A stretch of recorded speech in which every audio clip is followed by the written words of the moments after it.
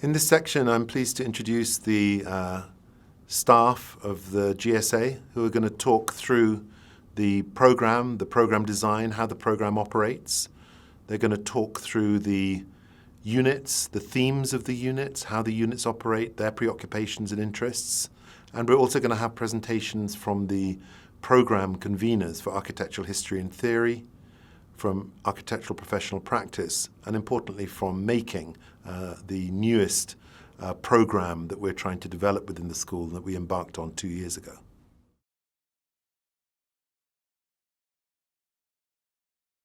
The current formulation of the program is built around the unit system. Both the Bachelor of Architecture Honours, Architecture Design Portfolio, or the ADP, and the Master of Architecture Design Project, or ADP, are taught through the structure of the unit system, which is a year-long design, research-driven vertical studio that supports independent research geared towards building the agency and confidence of the student in pursuit of their own research and eventual practice interests. The unit system is built on the premise that student learning is best enabled by working in small, highly focused peer groups around one or more teachers, in this case, a unit leader or 2 unit leaders and a unit tutor. For the duration of the academic year, teaching is delivered in a studio format, whereby students direct their own path through a diversity of possible learning routes.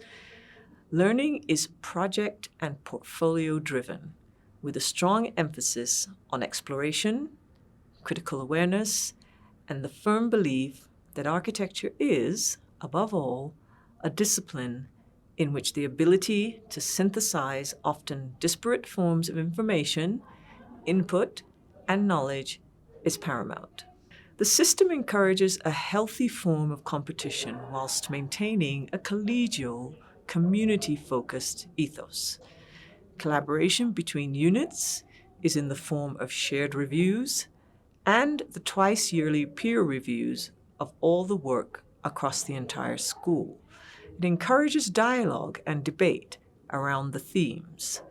Unit leaders and tutors are varied in their expertise, practice, teaching methodologies, and interests. The BArch Honours is structured as 3 modules: ADP, Architectural Design Portfolio; AHT, Architecture History and Theory; APP, Architectural Professional Practice. The BArch ADP module is additionally integrated with a Making component.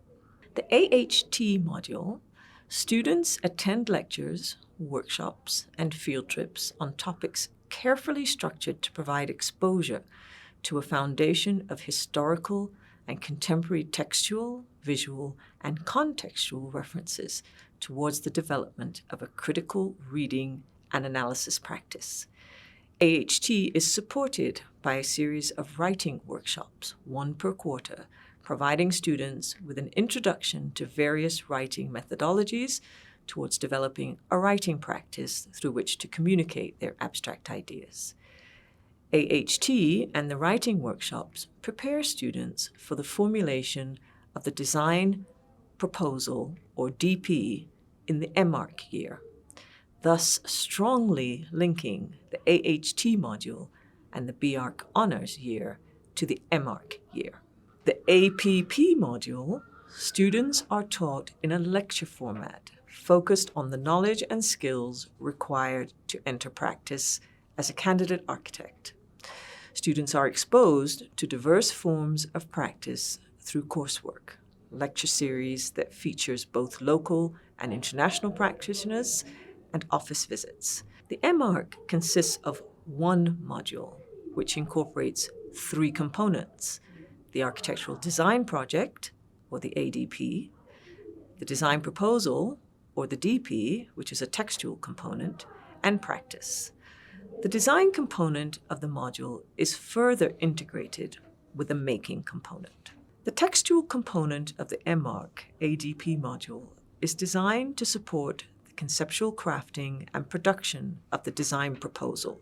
The practice component of the ADP consists of an essay proposing and speculating on a form of practice, drawing from and synthesizing the work undertaken in the ADP, in the AHT, in making, and in APP, and in which captures the ambition and aspiration of the student, informed by their experience at the GSA.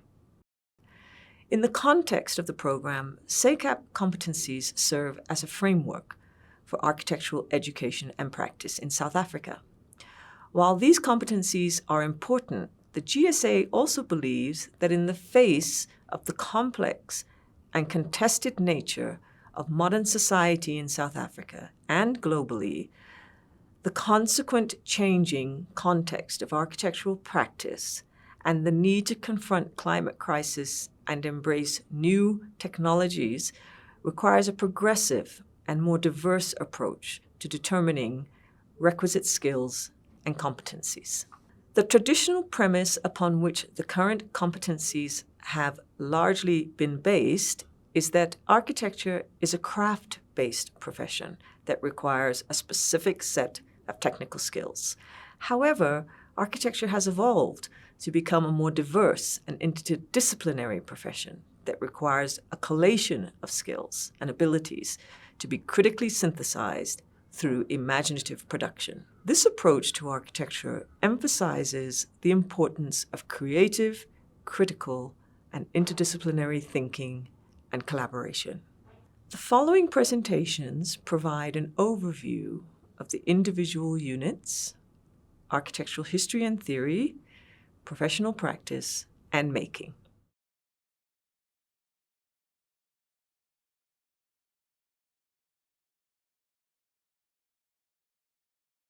So Unit 7 is a new unit this year that we formed and formulated in discussion, and I think we're interested in African genealogies of practice. A lot of the genealogies of architectural practice come from a Eurocentric lens, and we're interested in developing an African genealogy of practice, and we're interested in doing that in relation to urban spaces and urbanity. There's been a lot of work around this understanding of African cities or African urbanity as its own metropolitan type that isn't problematic or post-colonial or kind of post-apartheid as this kind of defining condition, but it has a type, its own type and logic. A lot of work has been done around this in the social sciences. There's a lot of work happening in the African Center for Cities and by writers at WITS and WISER, by Natal and Mbembe. But to date, architects are kind of behind in this conversation, and certainly architecture schools are behind. We approach the city as a problematic situation. So we formed this unit really to see if we could extend that body of research into the architectural space, and to look at African cities as their own type of inhabitation of hope in conditions of constant flux. And they have this particular condition because of their largely post-colonial cities. So, but without speaking specifically to coloniality, we want to understand what is that condition. And then each year we look at a different city. This year we started with Johannesburg and understanding Johannesburg as a dreamscape, a dream born out of a kind of feverish lust for gold and opportunity and power and wealth and myth and politics. But all of those things manifest themselves in concrete form, in material tectonic architectural form in the city that we see. And so we kind of positioning ourselves as a research unit. That's how we work. We see the students as co-researchers, and we're building together an architectural body of work that can speak to the work that's already happening in the social sciences. So we've chosen the site Langlaagte, which is the original farm that first deposits of gold were discovered in 1886. And the reason why we chose that farm is because even the narrative of Langlaagte built the dream of what we understand as Johannesburg today. And there are very different contexts and situations and societies that have been built up from a dream of wanting to find logics of gold. And from that dream, we sort of began to map out the borders of the Langlaagte farm in contemporary time, and have realized that they're still sort of being held together by very clear industrialized or city infrastructures like main highways and roads that still articulate the dreamscape of Langlaagte, of the colonial era, and still manifests itself in the way that we understand time now. And in doing so, we also sort of position the unit critically in terms of its pedagogy, with the ideas of making and drawing and walking and seeing the city differently from, as Injalan pointed out, this problematizing of the city, but more so looking at it as what is the city is what it is for the reason that it is. And in reading the city for what it is and not how you want it to be first, we might be able to articulate different or new ways of understanding the metropolis. So I think oftentimes as architects, we focus quite intentionally on the made thing. And I think in our unit, we're really concerned with how the made thing came to be, how we could cause it to be differently. And so for us, making in the unit is really integral to what the students are doing, because they're learning to read the city, but they're not reading it through books. They're having to walk it. They're having to read about it. They're having to produce what we call textiographies, text pieces. They produce drawings, and they produce artifacts. So we're working in text, drawing, in artifacts, and they're doing that translation all the time so that they can read the city and make sense of it. So for us, making is completely fundamental to the way the unit works.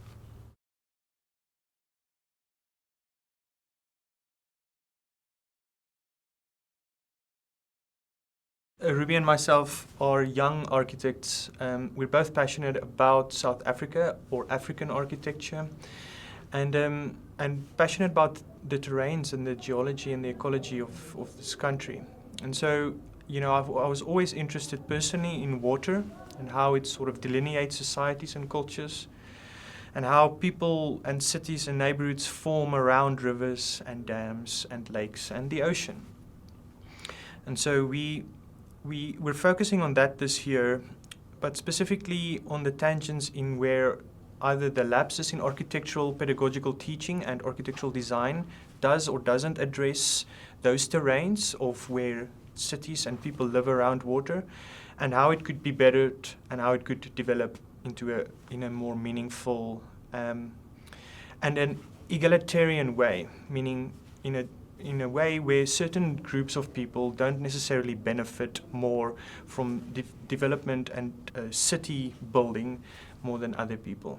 And so there's a big lapse between where we as designers and as teachers should educate the young, new up-and-coming architects to think about aspects of living around water and who we should be catering our designs for that. So our critical thinkers, I would say, we have a student called Sisetu, and she's not afraid to make as well. She started off in Alexandra looking at water there, if it could possibly be used in a ritual. She's found that she's had to move sites because the residents of Alexandra actually don't appreciate that water there, it's too polluted.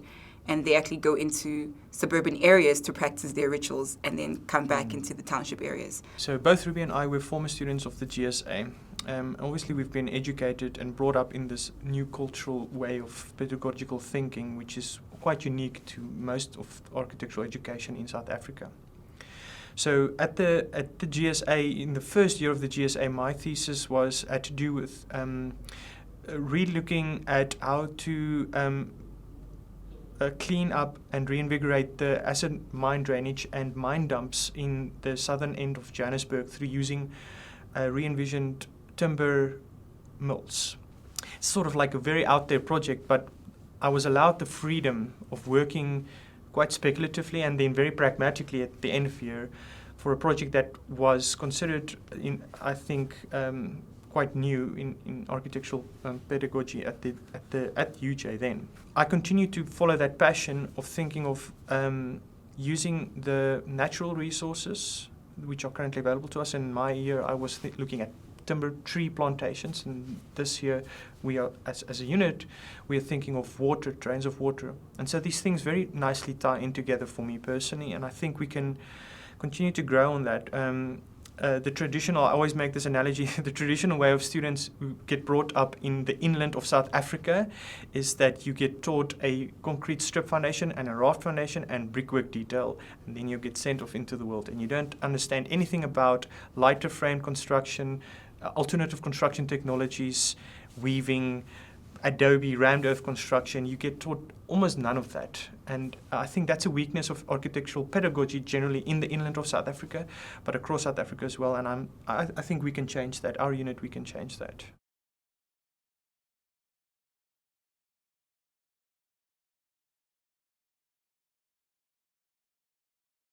In 2022, Unit 15X explored the theme of memory. And it was defined as memory that looked at the post-apartheid memory and the way we memorialize architecture, landscape, and urban design as a concept.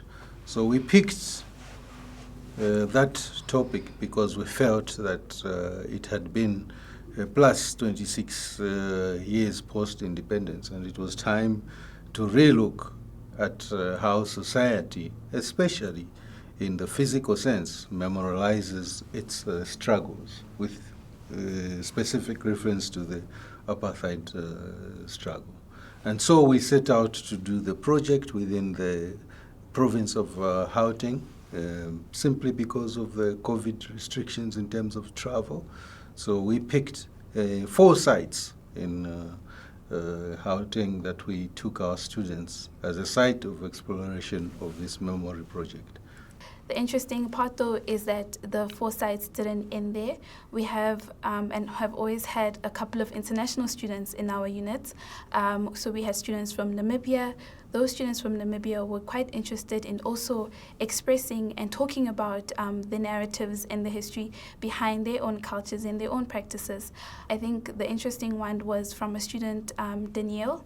Her project was also quite influenced by our site visit in Soweto, and she saw a connection between the forced removals that happened back home in Namibia and what we were learning about in Soweto as well. Because of the nature of the project, landscape projects require that you explore the physical space. That means understanding the makings of a landscape. You have to understand the context. Secondly, you make a memorial, you're making a physical object. You need to visualize it, you need to suggest how it is going to be put together, how it will be put onto the ground. So we've taken those aspects that we need to convey as designers to be very clear to society how we want to memorialize as requirements of the outputs of our students. We don't just ask our students to present us with conceptual ideas of how to remember something. An aspect of that will be to take it further into detailing as to how that particular memorial space is made, with what materials. And we know that materials are exposed to the elements, weathering, they change over time. How is that change envisaged? And the landscape itself is an element that changes. Landscape grows. It has trees, it has grass, it has all of these elements that need to be thought about for a designer early on in the design process, and to imagine it, how it's going to be within 50 years. So I think that we now challenge our students to explore very clearly and explain to us what the project is in terms of its making, in terms of its materials, in terms of future changes. And I think that is an aspect that has become much more part of our exploration, and it's becoming much more clear for us and as well as the students as to what we want when we say making within the landscape unit of 15X.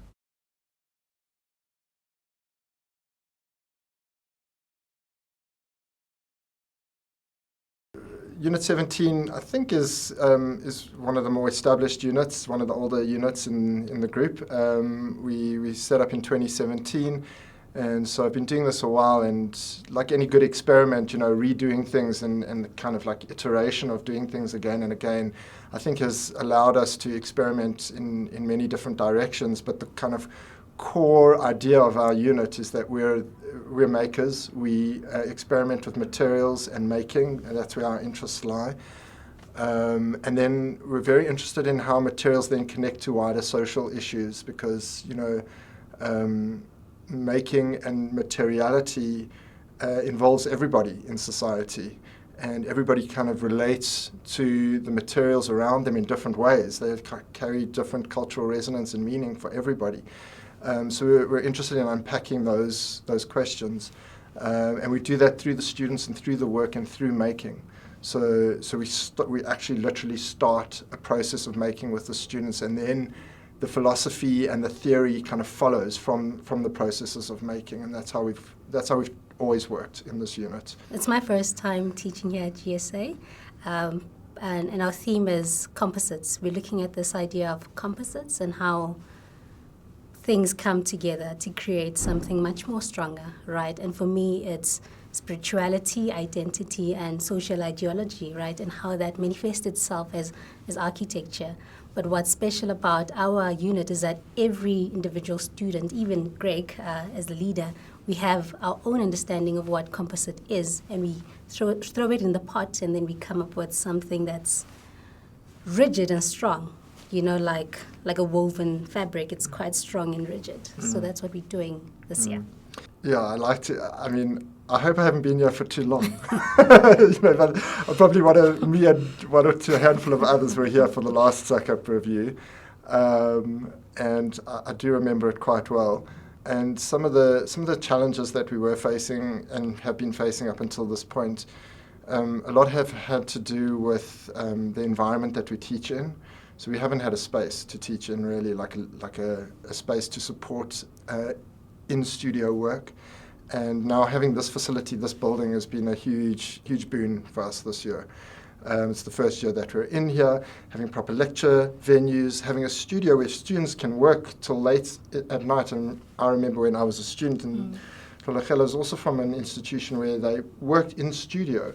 And the kind of collaborative working that we're doing this year could not have happened if we didn't have this facility, this building, and this space to make a mess, you know, just to like make stuff and occupy space and really explore ideas in an expansive way. We have access to a workshop now. Our students are actually currently in a workshop, the woodwork workshop at FADA, making things. And so for the time of the pandemic and previous years, we didn't have a space for that. Students were making things in their kitchen at home. So definitely there's much more support for what we're doing now. I feel like spatially and materially there's much more support.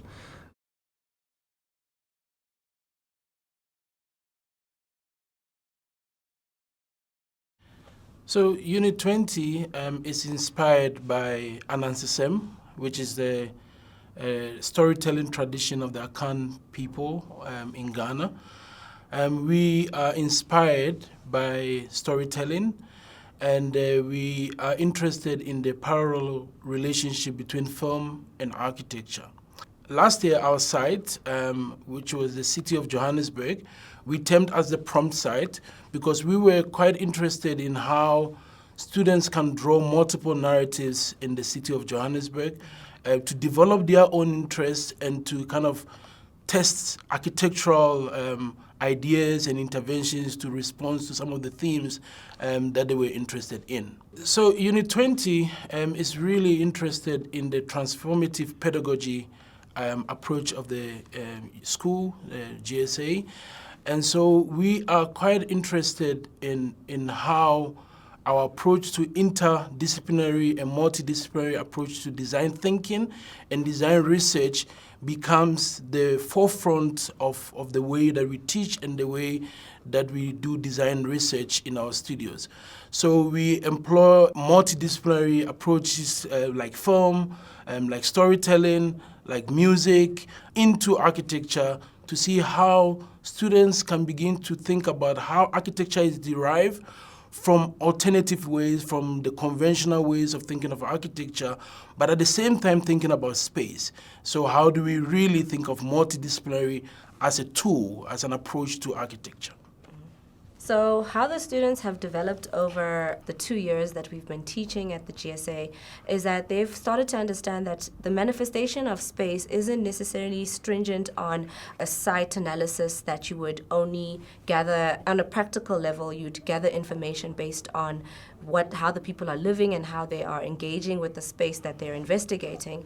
The site analysis and how we approach site and how we see site is through the lens of film, and the point is that essentially we are architects that are building atmospheres and we're building worlds. So we don't necessarily need to understand only how the space is currently being lived and engaged with. We also need to start to imagine how it could be, and utilizing film and utilizing other disciplines to interpret that has really helped the students to engage with the site in a more tangible and intangible manner. Last year we were interested in Johannesburg, but we were interested in Johannesburg in its broadness, in its multiple layered kind of nature, multiple diverse cultures, and almost like a diasporic nature of it. This year, we moved to Pretoria, the capital city. And in moving to Pretoria comes with a theme, which is the capital, the idea of power.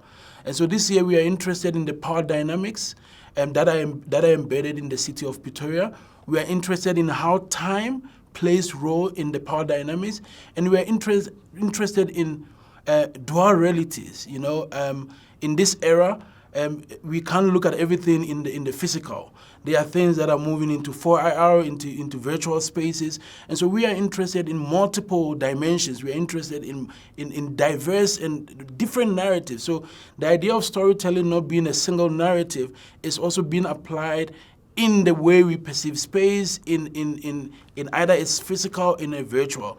So we've actually really built on that from last year.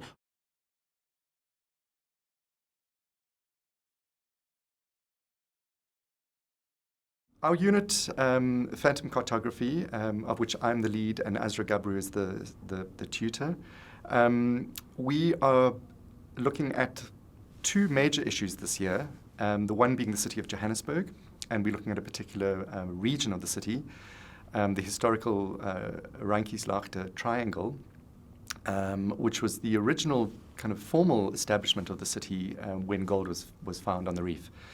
And the other major issue that we're looking at or focusing on this year is climate change. But not only in environmental terms, we're also looking at changing climates, which is really important to acknowledge that it's not only an environmental thing, it's also a political thing, it's an economic thing, it's a social thing. So this year we've spent a lot of time formulating a method whereby the students work individually to form their major projects, their design projects. And at the same time, we're spending a lot of time in the first semester working in groups.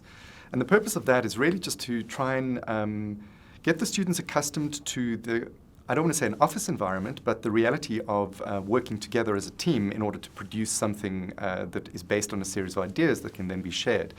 And along with that are a series of categories or themes that each group is looking at specifically, whether it's the history of the city, the materiality of the city, urban framework, landscaping, etc. And this will form a kind of unit archive, which the students can then use as a resource in the development of their design projects. In terms of fleshing out a proposal or a DP, I wouldn't say that it happens overnight. The unit adopts an iterative process where we constantly revisit the objectives and aims of the project. There isn't a one-size-fits-all approach, and it is taken by project base. We want students to work on their propositions, ideally over a year or two, but the idea is that the work should be meaningful and in a way it's something that you could take forward into your practice. This year we've also really tried to align the scheduling of different activities and tutorials through the course of our year in the unit schedule with that of making. One of the things that we spent a lot of time on is the group work. So we're making this large model, which is going to be a fundamental part of how each individual project is located within the city. And the model itself is a construction of a certain kind, and we certainly We're certainly working a lot more with making this year than we did last year. The making module is a lot more advanced this year, which is a fantastic thing. The themes that making is exploring, such as ecology, composite drawing, those are the themes that our unit is also exploring, so that we can achieve a better balance between the conceptual mapping framework type projects that we focused on last year, and to develop those into technical, tectonic, structural propositions this year.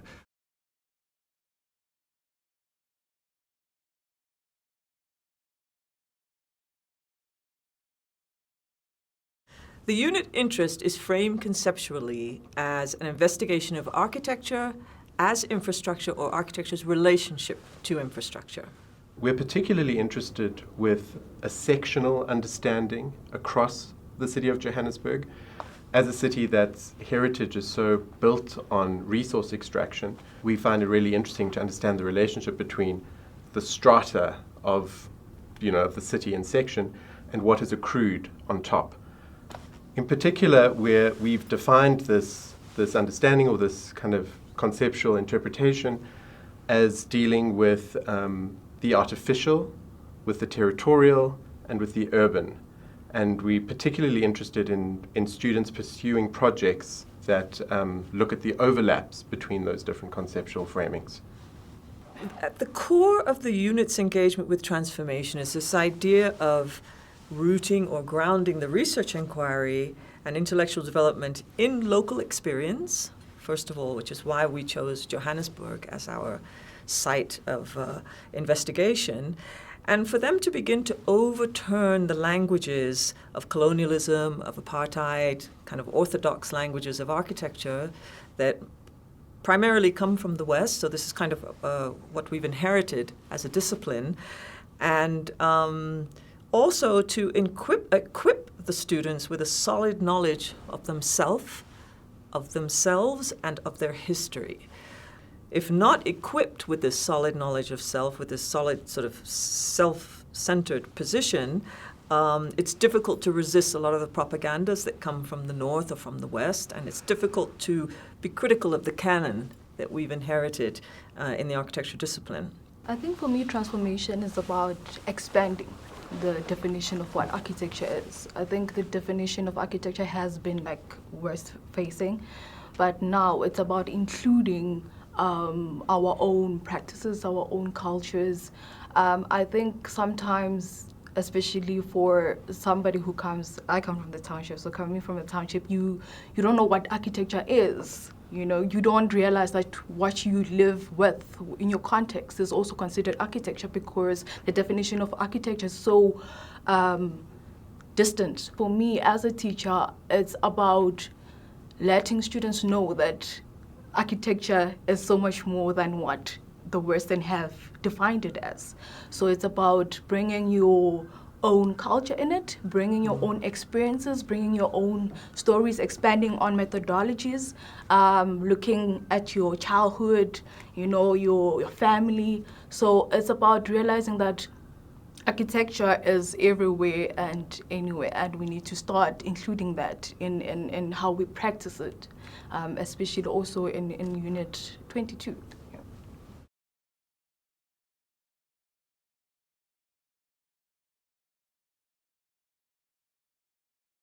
So this year we look at the SPECT in Unit 23. So basically what the SPECT looks at is we're looking at African futures.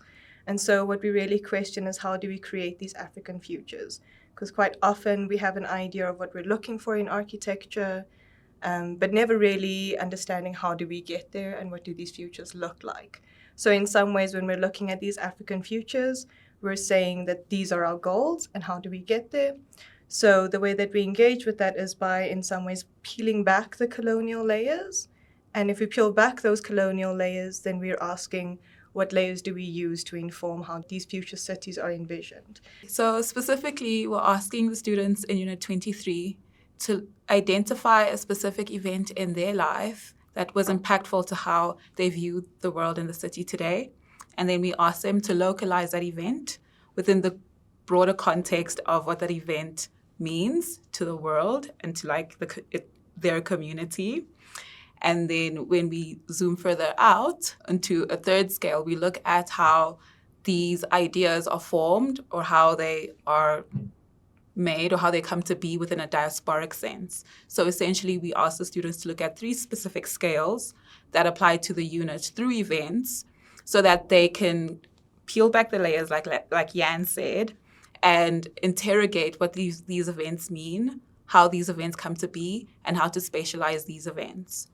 So in terms of history and theory, we fold that in by asking the students to read and research where the ideas and ideologies that they're interested come from and how those are related to architecture and spatiality.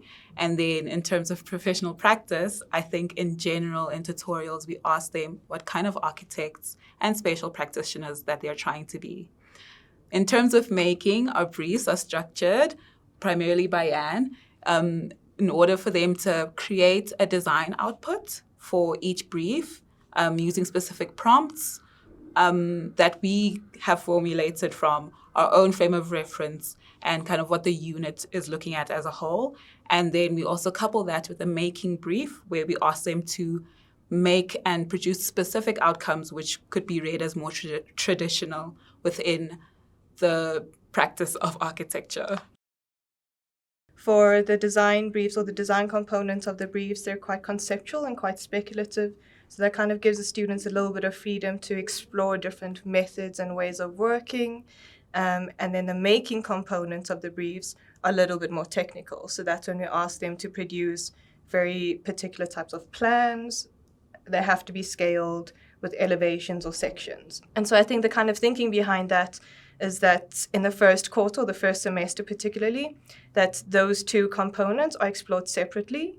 And in the second semester, then we kind of fold the 2 into one another.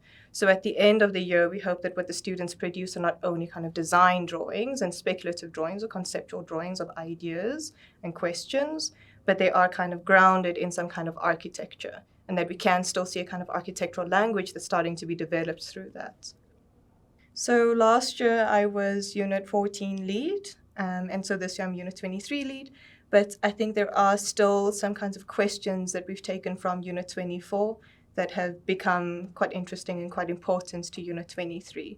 So I think in Unit 14, we were previously looking at rogue economies or rogue routes. So in some ways questioning the kind of undercurrents and rogue practices within the city.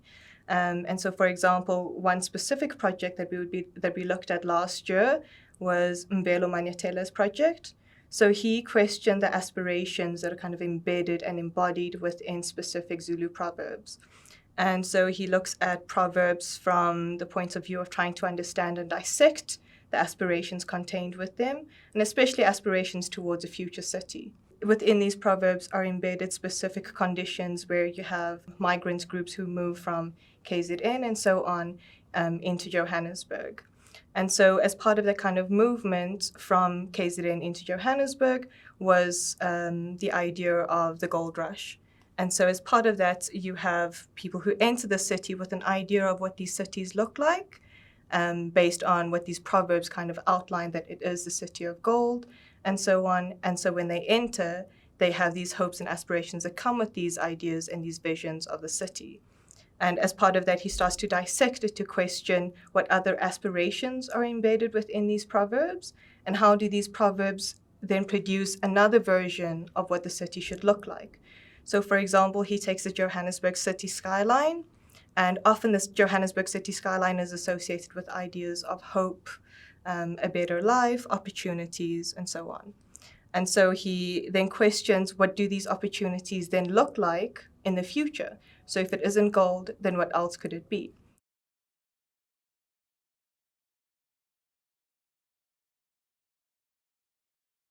So Unit 24 is thematically interested in repositories of identity, and this is derived from the Wolof term, digante, which translates to a condition of being in between.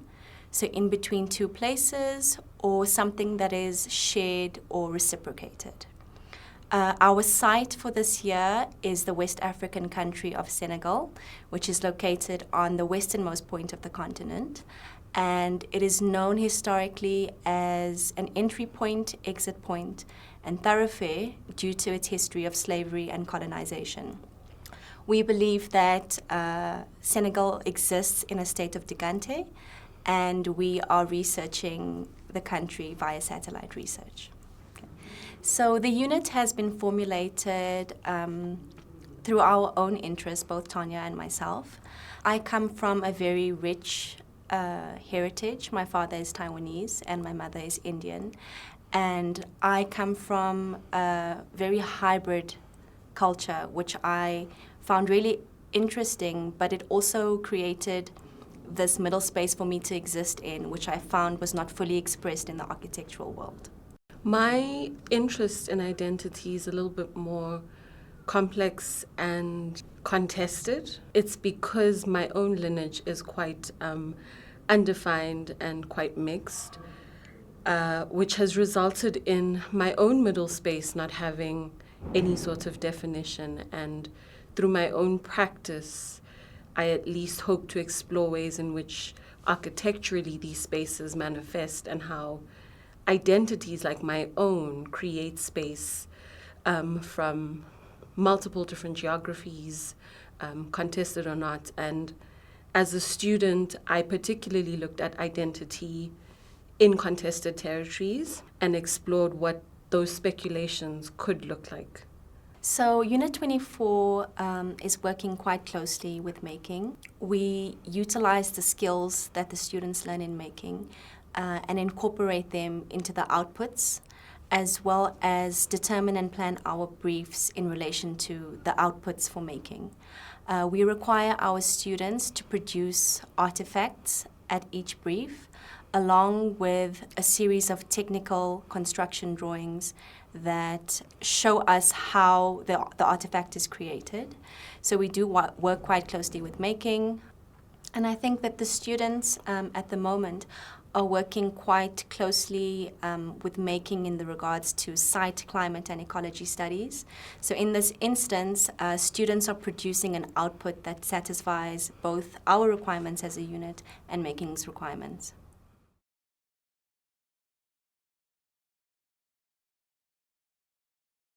In 2022, we took the position that Vantage, or the position that students hold, are important in how we configure the curriculum. This included positions where students were located specifically within Johannesburg and using theory to provoke different ways that they can look at the city of Johannesburg.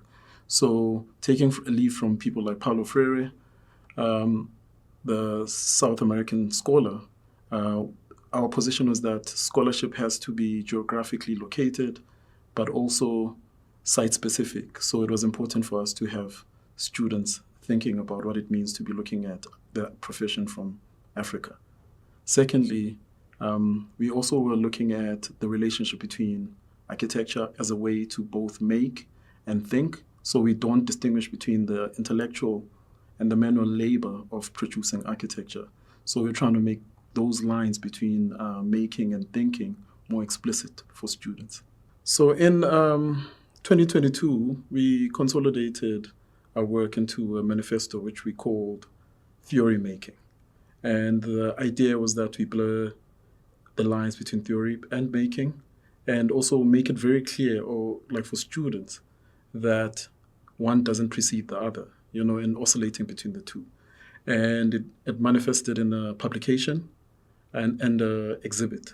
And the idea was that students would present work that was produced in making as theory and present work that was made in theory as making, so that we make it very clear that these are interdependent modes of working. And so more than anything, I think it was quite successful because the students, when they saw the work produced in one place, it started to make sense why we were arguing that these are not different ways to think or make architecture. And I think it served for us as well as a reminder of how reliant on each other these two are. So this year, the Architectural History and Theory course aims to explore a broad range of adjacent themes related to architecture, such as film, art, urbanity, orality, soundscapes, infrastructure, in order to expose the students to a really wide variety of both traditional and contemporary voices that relates to architectural history and theory and how archiving happens. I'm Christoph Vosloo. I'm at the moment Emeritus Professor in the GSA, but I used to be responsible and was responsible was the coordinator for professional practice during 2022, the year that is being reviewed. My name is Dixon Edueje. I am a course coordinator for professional practice this year. I think architectural professional practice, the name is quite explanatory, self-explanatory. What I think we include that is not included in every other university's professional practice curriculum are things like entrepreneurship, specifically, unconventional or community practice, and then also I include certain soft skills, which I don't believe anyone else covers. Just like a doctor needs to develop a bedside manner, as the term that they use, architects need to also develop the skills to deal with people, particularly with clients, with contractors, with employees, etc. So that is the things that we include and cover, in addition to the normal contractual provisions, etc. We invited during 2022 a number of, or we organized a number of public lectures on ways of working, in which we invited prominent practitioners to share with students how they started out, what they do, how they do it. Then we also had Ricky Moodley and a number of other SACAP professionals present an online lecture to students on matters related to SACAP, such as registration, code of conduct, fee scale, identification of work. As a course coordinator, I'm basically facilitating the lectures of some of the guest lectures as well as the kind of in-house lectures that happens. I believe that Professor Vosloo has really left behind really rigorous and well-structured program, which I myself as an alumni of the GSA went through that. And also as a practitioner now, I have seen like the importance of the course. And so we are continuing with what Professor Vosloo has set out.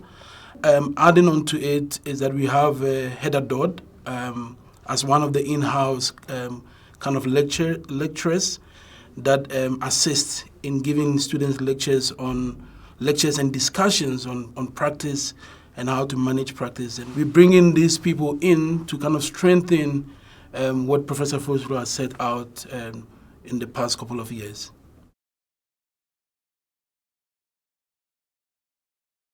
Oftentimes we get the question, what is making or why making? Because it's kind of a new term in terms of schools of architecture in England. I've been involved with the GSA firstly in 2015 as an external examiner, and actually met with SACAP at the previous validation visit. And while broadly SACAP was supportive of the agenda of the school, and particularly the experimental and conceptual rigor of the unit system, they had raised concerns, I think at that stage in the previous validation report, about the translation of that conceptual rigor into built artifact that had an activist and interventionist intent in the real world. I come from practice. I had over 20 years of practice. I'm not an academic architect as such. And at the end of 2021, Mark and I began to sit down and think about how we would address some of the critiques of the report and also kind of my experience as an external examiner. And we wanted to marry a technical competence with the experimental ethos of the GSA. And I think it's really important to understand that, because what we're seeking, and that's intentionally actually why we called it the making course, because what we're seeking to do is beyond technical realization. Most schools of architecture require students to do a technical study with a 1 to 20 section. And what we're hoping to achieve at the GSA is to do that as a minimum, but also to allow the students to understand that drawings are a form of making, artifacts are a form of making, thinking and writing is also a form of making. And all of these things have to be deployed in order to complete a really good architectural research thesis. And that's important to understand because the GSA, through its design research ethos and transformative pedagogy, sets up a very different context to other schools of architecture. It requires the students to act as a postgraduate researcher, which means they state a problem that they then try to solve architecturally over the body of the year. So having a methodological sophistication is really important. And what Mark and I discussed was a kind of poverty of methodology that we were observing amongst the students. So the making program was called Making, and this is not particular to the GSA, it's also happening globally in other schools of architecture, where there's a recognition that because of the conditions of practice are changing so rapidly, and remember I come from practice, the imperative in schools and architecture is to prepare students to be architects, but also to be architectural makers in terms of emerging fields like AI, the metaverse, ecology. So this is the kind of future planning. And all of that thinking went into the formulation of the making course. And the making course rests on two things. A, technical competence, and B, making as a form of design research. And that's kind of how we understand it. And we also took the decision in 2021 to not immediately design the course and start with it because we were coming out of COVID. And many of the students that we were dealing with had 2 years of online learning. They hadn't even had their year out. They'd come straight through to the master's program. So we started first with reintroducing the physical, the object, the artifact, hand to eye, the act of making itself, and materiality and tectonics. But also testing, a period of testing, a pedagogical testing of how the course would integrate with the unit system of the GSA. So we ran a pilot over 2022, and the findings from the pilot were then used to formulate the course for 2023. And then going into 2024, that formalized structure, once we've tested it this year, will form the basis of a formal module application, which we would then submit to the DHET. So that's kind of the reason for making, that's why it's called Making, and that's kind of the focus. And it's, for us, it's a 3 to 5 year journey. At the end of the 3 to 5 years, that lands the school in a very good position, but already in 2022, we're expecting to see results from it. I'm a student that in my honours year, I didn't have making, and in my master's year, I've had making.